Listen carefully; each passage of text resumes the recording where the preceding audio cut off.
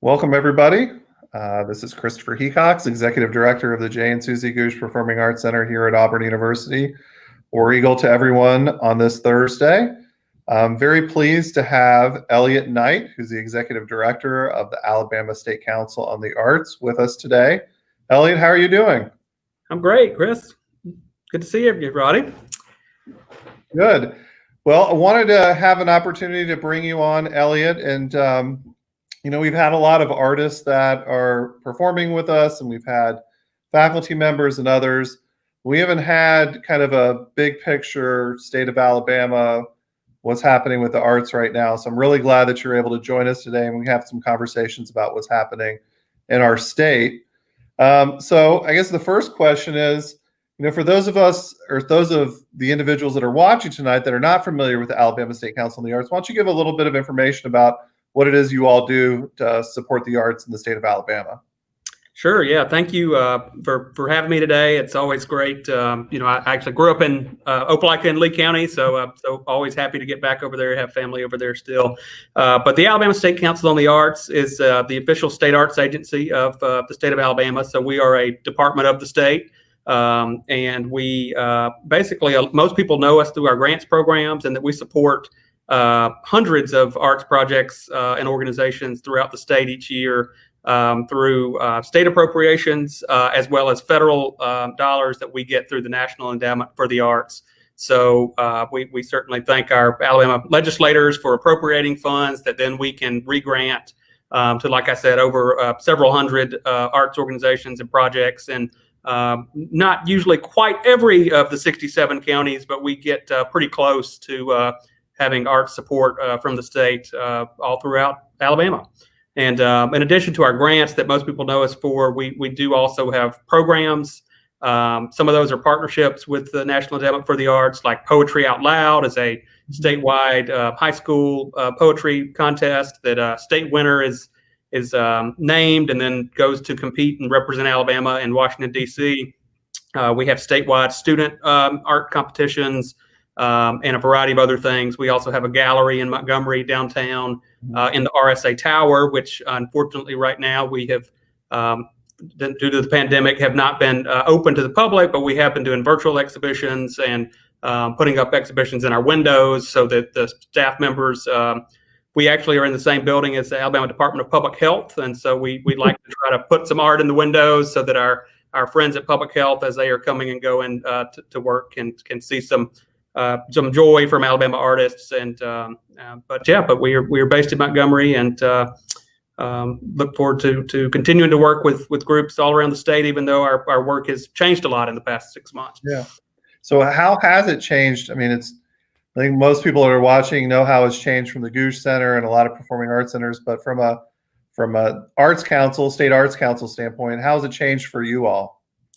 Sure. Well, I think right before we started, we were kind of talking about how much adaptation is going on, and then adapting to the adaptation, and how we've had to be very flexible and certainly change a lot. But we have not. We've kept our normal grant deadlines. We were able to be kind of flexible right at the beginning and alter some grants to approve people doing virtual programming that they had planned on doing physical programming, but shifted that to an online format or an outdoor format that was socially distanced. And so we've actually kept going with grants and supporting the arts through those. And we're fortunate to we added on an entire new grant deadline on top of our normal grant deadlines.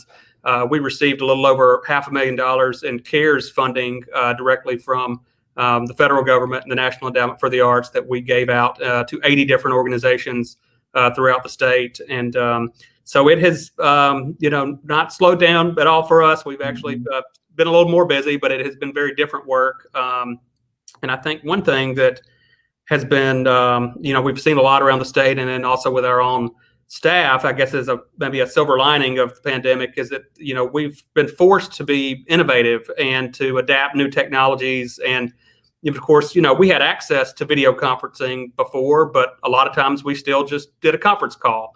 Or, we had access to Microsoft Teams or collaboration software, but our staff weren't necessarily utilizing those like we are now. And so for us and for many organizations we work with, we've been kind of forced to adapt and engage new technologies and ways of communicating that I think really will stay with us once the pandemic has passed, even after it is safe to return more to our normal work and entertainment and arts programming. Yeah, I think it's been the same for us here. We've started working on Microsoft Teams quite a bit as well, and have found it to be quite useful in communicating, not sending emails so much back and forth, and you can communicate on Teams and get a lot done. And I know it's widely used across the university as well. So yeah, I found it to be quite helpful. So you did talk about that you all received a little over $500,000 in CARES Act funding. You maybe talk a little bit about how that's impacted our arts organizations, because there are a number of arts organizations, not only in the state of Alabama and elsewhere, that just can't operate right now. If they can't operate, they're not bringing in revenue. That's right. That's been one of the biggest things we've seen is, I mean, we talk a lot about, philanthropic giving and support from, state and federal government that make up the arts. But really so much of what makes the arts possible is earned income and earned revenue, in addition to the generosity of private and corporate sector. And so, of course, when you can't sell tickets or you can't charge admissions, much of that dries up. And but at the same time, your overhead does not dry up, as you well know. So, that has been one of the biggest impacts, particularly for performing arts, but also, many of our art museums were unable to open there for a while, and some are just now reopening or starting to make plans to do that. So really the CARES funding and of course, it was nowhere near the amount that really met the losses that were there. We documented, just from the people who applied for that CARES funding, over $7 million in lost revenue just between March and the middle of May. So that has, of course, continued to occur, and those losses are substantially more, way over $10 million at this point. And so certainly that money we were able to provide did not fill the holes, but for a number of people, we really, it was a stopgap measure and helped keep people in place to think about how to pivot programming or do different things. And of course, it was mostly used, for it was actually the whole intention, and the things that could be used for was for salaries, independent contractors, overhead, bills that didn't quit coming, even though the revenues had started drying up. So it was kind of a complement to some of the Paycheck Protection Program and other kinds of federal support that a lot of our nonprofit partners were able to also receive. But there's great need out there still, and it has not been met. Yeah. Well, we kind of mentioned or talked a little bit about how technology, we've had a lot of technology and maybe haven't always utilized it to its fullest from an art standpoint. And one of the things I found really interesting, Elliot, is for those of you who don't know, the State Arts Council also hosts a leadership retreat every single year, and did it virtually this year. There were a number of organizations and artists that talked about some of the ways that they've pivoted to be able to keep their missions moving forward and actually generate some revenue as well. There was one in particular that really was very interesting, and I apologize that I can't remember her name off the top of my head, but the artist in Montgomery that gives tours. Mm-hmm. If you could maybe speak a little bit about that, or some of the other ones that were discussed. I just found them very interesting. Again, the ingenuity of artists and art makers, to be able to pivot and find new ways to, again, continue their work throughout these difficult times. Sure. Yeah. Thanks, Chris. That was Michelle Browder, who's here in Montgomery with an organization, I Am More Than, and she does, kind of tours about the history of civil rights in Montgomery. And she actually has a trolley that she kind of gives groups tours on, now that we have so many groups coming really from all over the world to visit the National Memorial for Peace and Justice and the work that the Equal Justice Initiative has been engaged in. She's, found folks coming in from all over the place, and she, has gone to doing a lot of virtual tours now for groups who, had planned to come or now unable to. And that was just one example. Our Leadership Institute that we do, just another example of the way technology has changed. We usually, it's a kind of several day retreat setting that executive directors of arts organizations in the state are invited to, and just due to kind of space capacity, we usually only have about 50 people there, which is a good group, but we are limited by just the space. And if it was a conference, it would be a kind of different gathering and feel to it. But we were able to increase the attendance by 50%. We had over 75 people this year, just because it was virtual. People didn't have to drive across the state, and so I felt really good that we were still able to get everybody connected, even though it was very different than sitting out on the rocking chair and talking after a session. But we try to provide examples of Alabama groups who are doing innovative work at those gatherings, and also bring in national and regional folks. So we did have also folks from South Arts, which is our regional arts organization, and the National Endowment for the Arts, talking about accessibility in the arts, particularly now in virtual. How do we kind of think beyond just physical accessibility to buildings, but accessibility through our virtual programming? And so that's a great program we enjoy putting on every year. And this year in particular, it kind of spoke to that. I think the kind of ecosystem of the arts, in that we, like I mentioned, we are a state agency. We're kind of the state part of that. South Arts, as I mentioned, is what we refer to as a regional arts organization. So there's 6 regions around the country, but South Arts is a 9-state, so kind of more that regional part. And then the National Endowment for the Arts at the federal level, and we all work together to support our independent artists, our arts organizations throughout the state, and our local arts councils. So it is a whole kind of layered mesh system of arts kind of support throughout the country that is a part of. Yeah. So the other thing that I wanted to ask you about too is your grant programs. You guys offer a tremendous amount of grant programs to help support the arts in the state of Alabama. Can you maybe talk a little bit about who you support? I know you support individual artists that might be listening, arts organizations, and so forth. Maybe just a little bit about the breadth of support that you all offer for individuals and organizations in the state of Alabama. Sure thing. We have, like I said, that's how many people know us, and that we've, even if they have not been to our offices in Montgomery, they may be in a corner of the state that a group there has gotten a grant from us, and they see our logo printed in the program, or hear something about it on the radio. But we do offer a variety of different grants.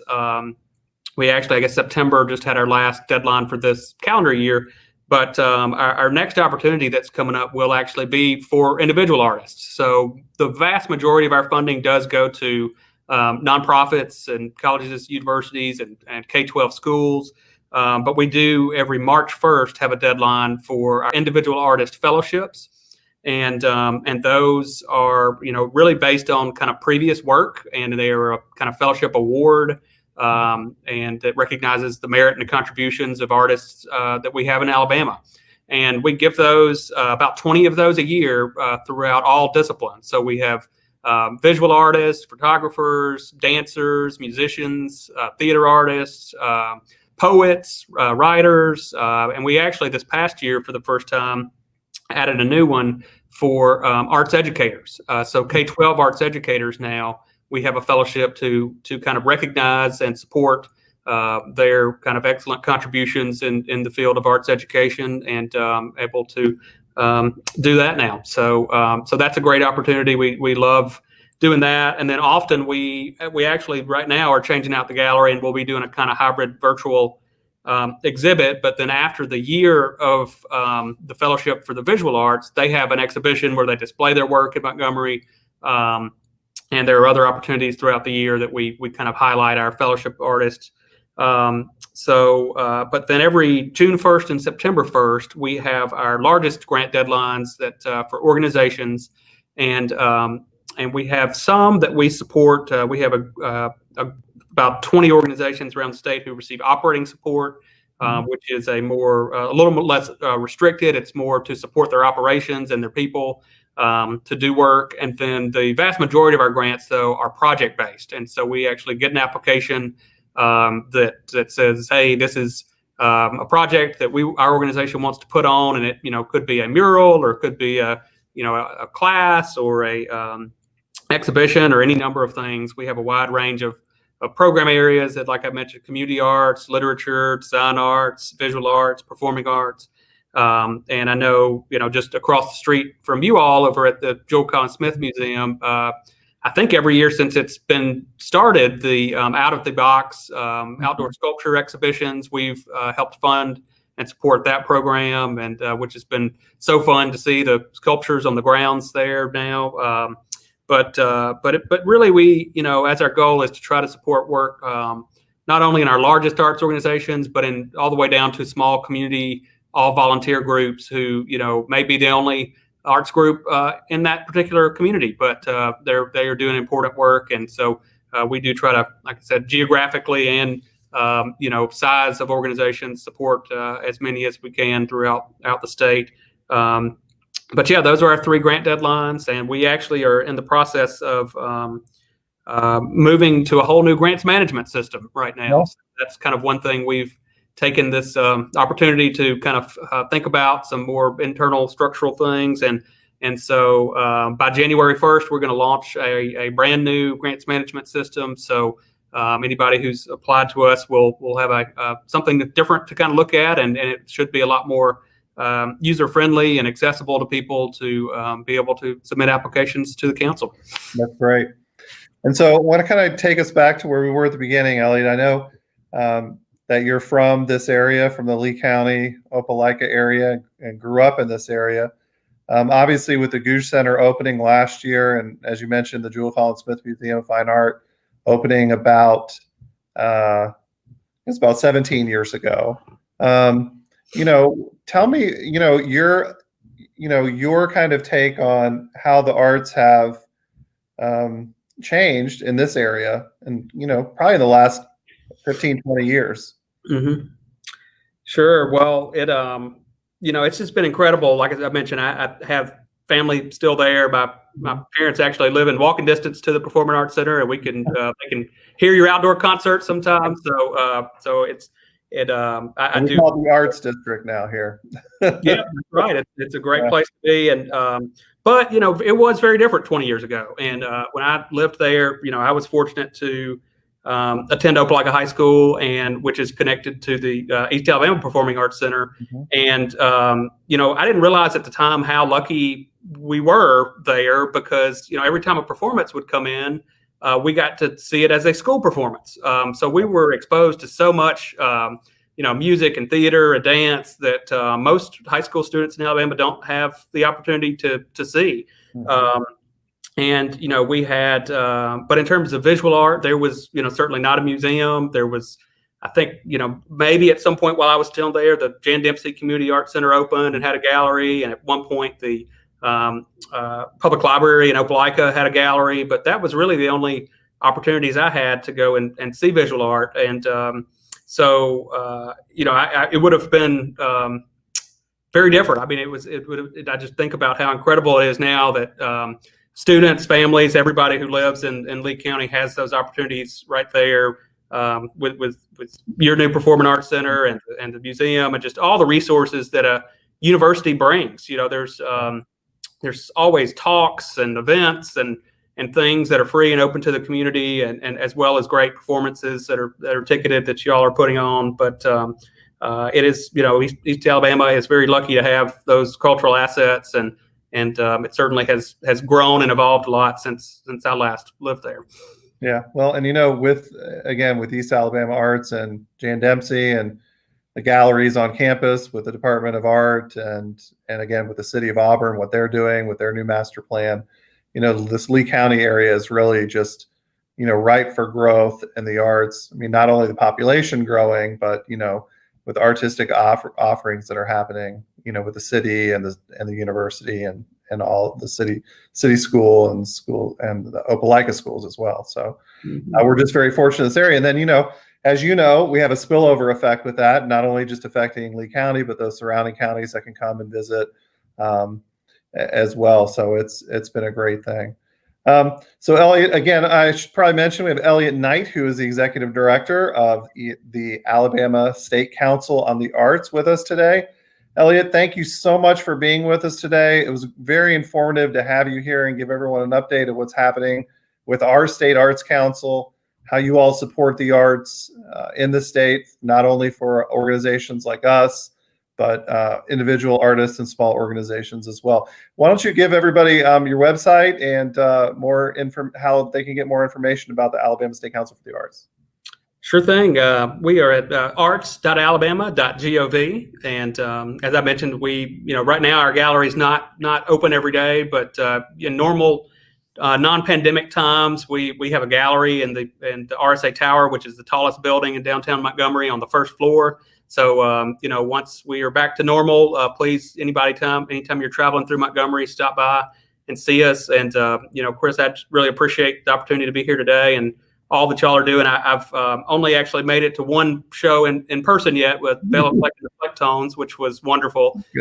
But I have seen the lineup of so many Alabama artists that are going to be featured in the months to come. And, really appreciate you all thinking about programming in a way of bringing in exceptional international artists, but also highlighting the great talent we have here from the state. So, well, the state of Alabama is rich with just amazing artists, and as we've had to pivot and continue our mission to be able to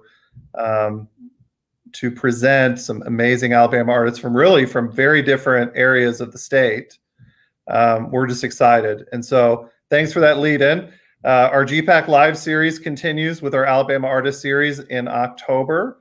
We have 3 different performances, one in October, one in November and December. And you can get more information about those 3 live stream performances on our website, which is gougecenter.auburn.edu. Again, Elliot, great seeing you virtually. Looking forward to catching up with you soon. Great to see you. Take care. You too.